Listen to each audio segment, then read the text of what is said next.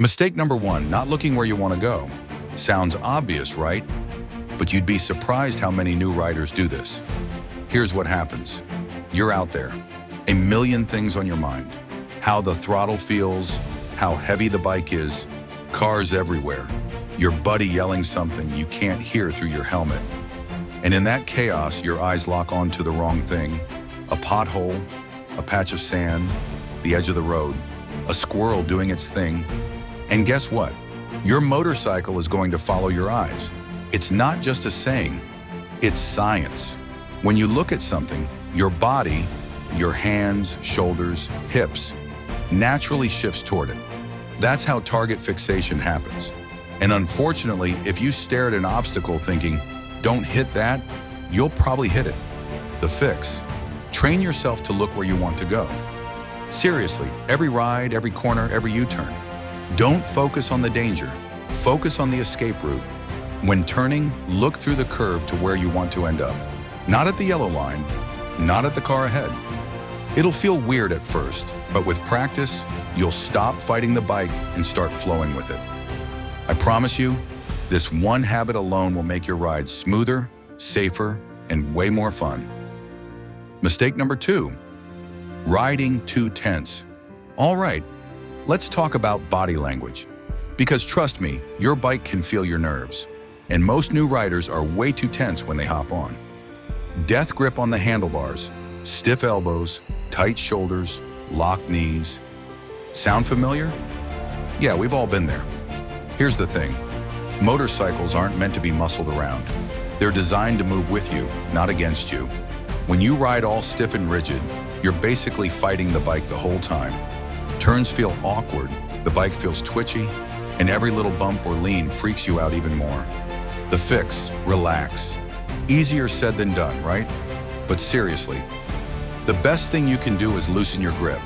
Your hands should be firm enough to control the throttle and brakes, but not white-knuckling it.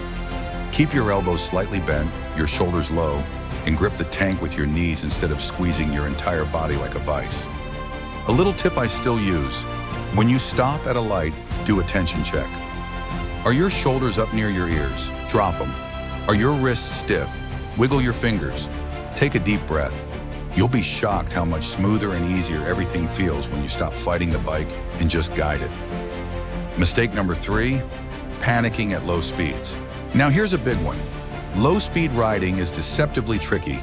Parking lots, tight U-turns, pulling into a driveway, that's where most beginner tip-overs happen.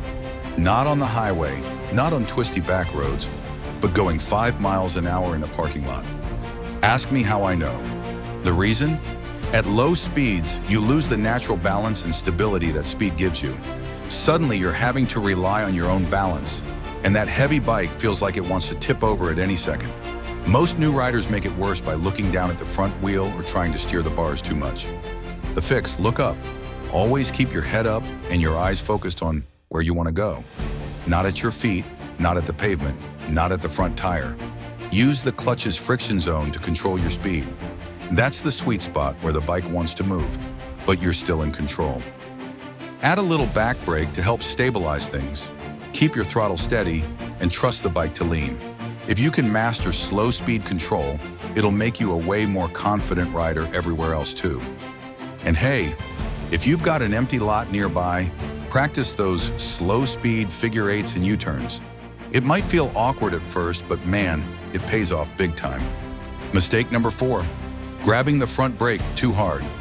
All right, this one's super important because it can sneak up on you when you least expect it. The front brake on your motorcycle is insanely powerful.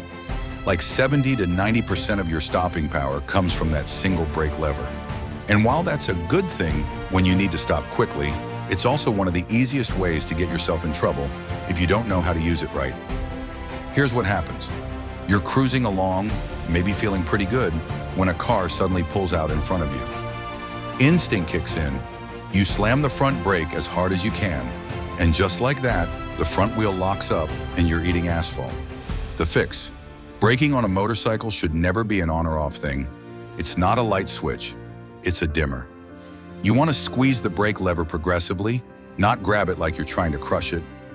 Start with gentle pressure. Let the front suspension compress a little, and as the tire grips the road, you can gradually increase your braking force.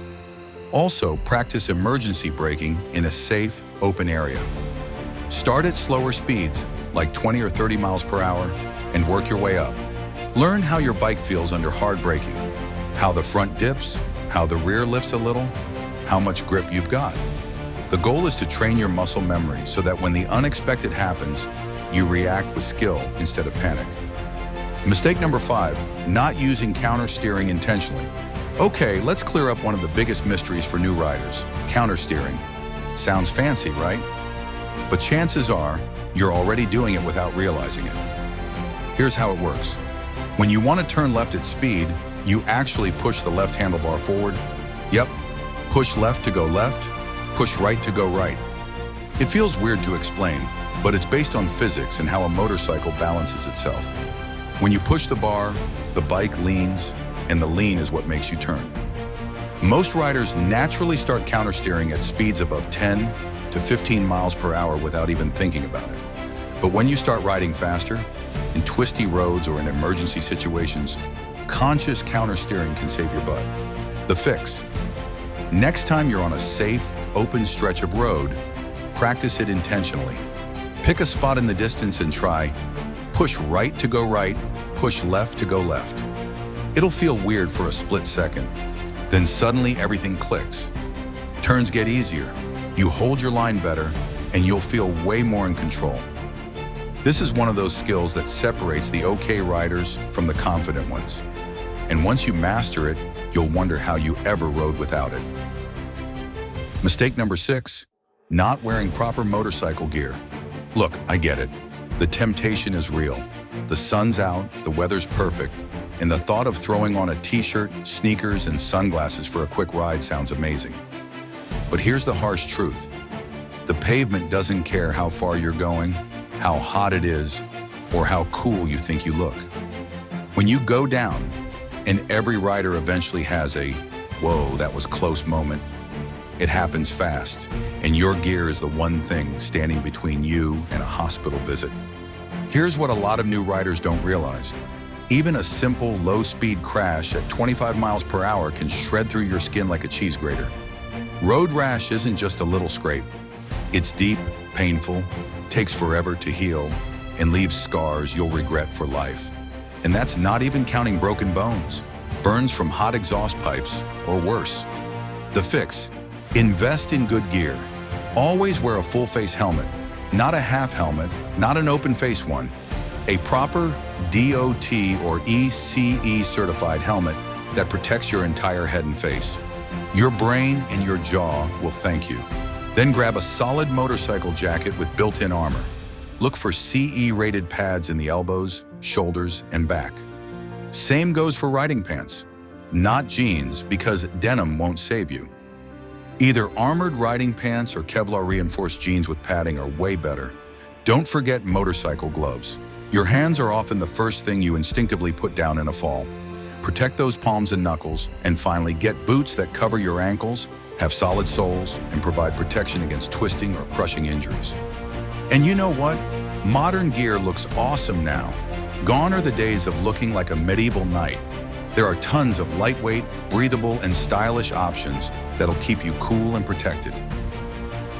Mistake number 7, skipping the pre-ride check. Your motorcycle isn't a car. It won't forgive neglect. On 2 wheels, even a small issue like a low tire, a loose chain, or a burnout brake light can turn dangerous fast.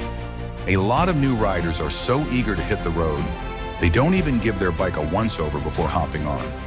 The fix: make a habit of doing a quick T-Clocks check every time you ride. It takes 2 minutes, tops, and can save your life. Tires and wheels: check tire pressure and look for worn spots or embedded debris. Controls: make sure your levers, throttle, and clutch cables move smoothly. Lights and electrics: confirm that headlights, brake lights, and turn signals work. Oil and fluids: check oil, brake fluid, and coolant levels. Chassis: inspect the frame, chain tension, and suspension for anything unusual. Stands: ensure the side stand and/or center stand retract properly. If something's off, don't ride until it's fixed. Trust me, it's better to be late than in the back of an ambulance. Mistake number 8, trying to keep up with experienced riders. Group rides. There's nothing quite like it. The sound of engines in sync, the camaraderie, and the thrill of cruising with a pack of fellow riders. But here's where new riders often get themselves into trouble, trying to ride like the veterans before they're ready. It's natural to feel a little pressure when you're the new one in the group. You see seasoned riders taking corners smoothly, accelerating effortlessly, and weaving through traffic with precision. Even if no one says anything, you might feel that unspoken expectation to keep up. And that's where things can get dangerous. Fast. The fix: ride your own ride. Period. It's one of the oldest sayings in motorcycling for a reason. The truth is, experienced riders don't expect you to be a pro. Most of them remember exactly what it felt like to be new. If they're good people, and most motorcyclists are, they'll respect you more for knowing your limits than for trying to show off. If the group is riding faster than you're comfortable with, don't chase them. Stick to your pace. If you need to pull over and take a breather, do it. If a curve feels too sharp to match their speed, slow down. The goal isn't to win a race, it's to get home in one piece and enjoy the ride. Also, it's totally fine to politely decline a group ride if you're not feeling up for it yet. Build your skills solo or with 1 or 2 trusted friends before jumping into big group rides. Your confidence will thank you for it later. Mistake number 9, not practicing after getting your license. Let's be real. Getting your motorcycle license feels amazing. You pass your test, get your endorsement, and it feels like you've conquered the mountain. But here's the thing, that license means you met the minimum standard. It doesn't mean you're done learning, not even close. A lot of riders make the mistake of treating their license like a diploma, assuming it's the last time they need to work on basic skills. But the truth is, the best riders, the ones who stay safe and ride for decades, keep practicing. Not just when they mess up, but regularly. The fix: find an empty parking lot and make it your personal training ground. Use cones or chalk to set up a simple course. Practice emergency stops from 20, 30, and 40 miles per hour. Work on U-turns and figure eights. Hone your counter steering and target fixation awareness. Challenge yourself to stop without locking up your brakes and to balance at a crawl without putting your foot down. Even 30 minutes a week makes a massive difference in your confidence and control. The more familiar you are with how your bike behaves at low speeds and under pressure, the safer you'll be when it counts. Remember, professional riders, police motor units, and motorcycle safety instructors don't practice because they're bad. They practice because they're smart. Mistake number 10, letting fear control you. Here's one that doesn't get talked about enough. Fear. It's one of the most powerful forces a new rider faces, and honestly, it sticks around longer than people admit. Fear whispers at the back of your mind before you even swing a leg over the bike. What if you crash? What if you hit gravel? What if you can't handle that curve? And you know what? That's normal. Every rider, no matter how experienced, deals with fear. It's part of what makes motorcycling exhilarating and keeps you sharp. The problem isn't fear itself. It's letting it dictate your actions. New riders sometimes let fear convince them to avoid challenging situations. They might skip riding on the freeway, avoid group rides, or turn down trips because the nerves feel too overwhelming. And while it's okay to respect your limits, it's important not to let fear become the thing that robs you of this incredible experience. The fix: acknowledge it, but don't let it win. When that anxious voice pops up, recognize it for what it is: a survival instinct trying to protect you. Then calmly push through it at your own pace. Tackle one fear at a time. Nervous about freeway riding? Try it early in the morning when traffic is light. Hesitant about taking corners? Practice them in a quiet parking lot until you feel more comfortable. And here's a tip. Experienced riders still get nervous before a challenging ride. That little adrenaline surge is part of the magic. You just learn to manage it. Confidence isn't about never feeling fear. It's about riding in spite of it, knowing you've trained, practiced, and prepared. Don't worry, you've got this. So let's recap. We covered 10 of the biggest mistakes new riders make. Not looking where you want to go, riding while tense, panicking at slow speeds, Grabbing the front brake too hard, ignoring countersteering. Skipping safety gear, not checking your bike before riding, trying to keep up with pros too soon, stopping practice after getting licensed, and letting fear take the handlebars. These are things every rider deals with at some point, and the fact that you're here, watching this video, already means you care about riding smarter and safer. That's what separates casual riders from real motorcyclists. If this video gave you something to think about, or reminded you of your own beginner mistakes, do me a solid, hit that like button, subscribe to the channel, and drop a comment below, letting me know which of these mistakes hit home for you the most. I'd love to hear your story.